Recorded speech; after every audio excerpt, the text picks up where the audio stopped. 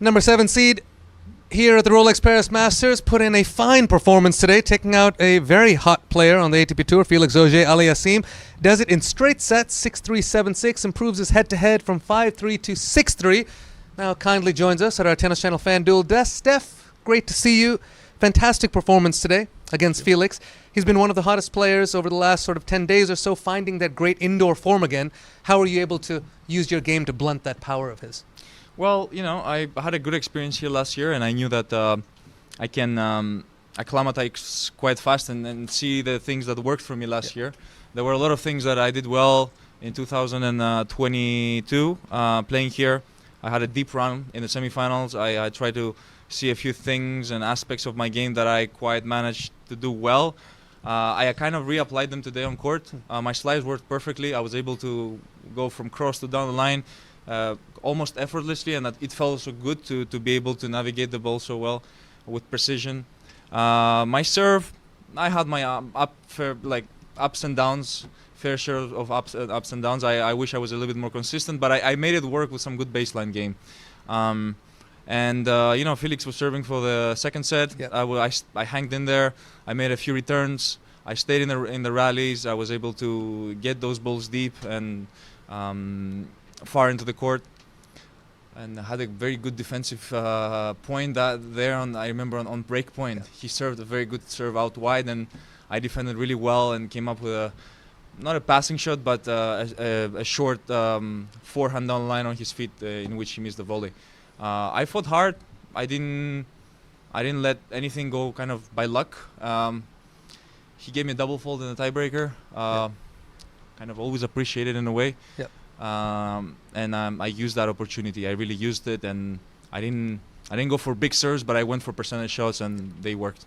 You know, you're a big, strong guy. When the ball gets up nice and high, you're really able to dictate play. Here, on a court like this, everything stays a little bit lower. Is that a bit of a challenge for you? No, it's not. I would have suffered with that a little bit more in my younger teen years. I was talking to a friend of mine the other day, and you know, I was telling him how this type of service wouldn't necessarily be my favorite when I was a junior, 15, 16 years old, but over the course of years, I was able to develop my game around surfaces like this. I started to utilize more my big weapons and shots to be more effective on surfaces like this. I actually improved a lot my serve over the years. My forehand is a bigger weapon. I have my I would call it spectacular backhand down the line, which I use occasionally from time to time. Love it. From which I did have a few winners today, actually, in the match. Yeah. And the slice, I'm not a player that has been using his slice too much on the tour, but I've been using it a lot lately, and I've been working a lot on it to keep it low, to have it penetrate the court a little bit more, and it's been very effective. Today, I feel like it worked really on my favor, and I had a great use of it. It's old school, baby. We love to see it. You're one of the few players who has actually won the NITO finals before, so you know what it takes to qualify in these high stakes moments where every match here is so important. Do you feel that experience is helping you? You're in prime position now to be able to make it into Turin. Well, I am not qualified yet, but let's keep building on that. Yeah. We have Paris this week. It's a beautiful tournament. I see you. I see what you're doing. The NITO Finals is an amazing experience for any tennis player to be part of. I remember stepping in first time in London and feeling that thrill of the finals. I had all my idols playing in the finals. Roger was there, Rafa was there, Novak was there, the big three was there. And at the time I was just enjoying the process. I was enjoying in a way being part of it. I was like, how cool that the name Tsitsipas is among those guys, you know. And I ended up playing one of my best tennis ever in that tournament. Yeah. It felt really cool being part of that. And every single year that I get to qualify, it brings back memories of the very first time that I stepped in on a court at the O2 Arena. It's one of those things that I feel like it's undervalued in tennis. The ATP Finals is sometimes even bigger than a slam, in my opinion, in terms of how tough the matches are. You Yeah. have to play against the best players that year that have played the best, most incredible tennis from start to finish. So, in a way, it's a separate challenge than having to play slam. And sometimes I would even compare it to the Super Bowl, for example, like best of the best. Well, listen, you're in prime position to be able to do so. Love to hear you talk about such an historic event with such love and respect.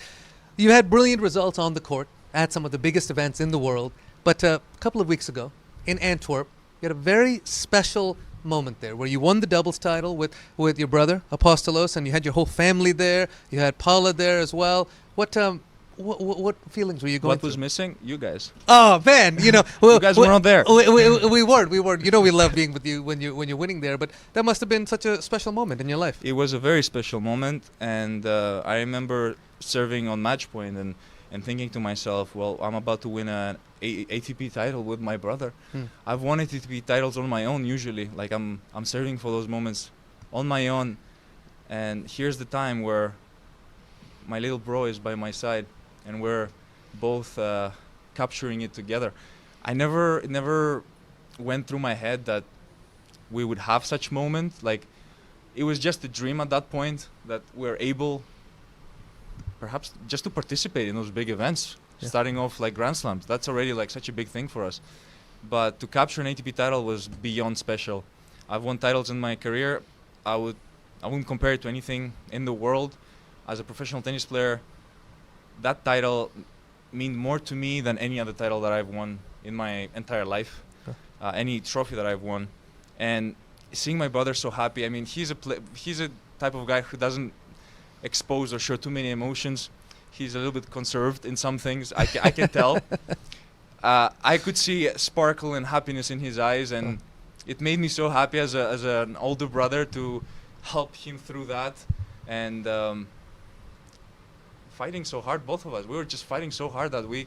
We really wanted it, and we got it at the end. And it meant so much for me, for him, for my parents that were there, for Paula, who is our doubles coach, and not many people know that, but she was the first person to spend 3-4 hours with us at the US Open this year, coaching us for the doubles, in which we lost in the second round to Krajicek and Dodik, the number 1 seeds. For us, that was a great experience getting to play the number 1 seeds, and she was there along the way preparing us for these kind of matches and being present. Steph, beautiful, absolutely bigger than tennis. Love seeing you have those moments as well as all your big tennis moments on the court. I feel like I've been talking a lot. Listen, you're giving us some beautiful stuff here. Listen, we're gonna wish you all the very best of luck, and come see us again soon. Thank you. Habes, back to you guys. Steph, you're the man. I loved that. That was so That was the best. That was the best. That was a great monologue. Thank you.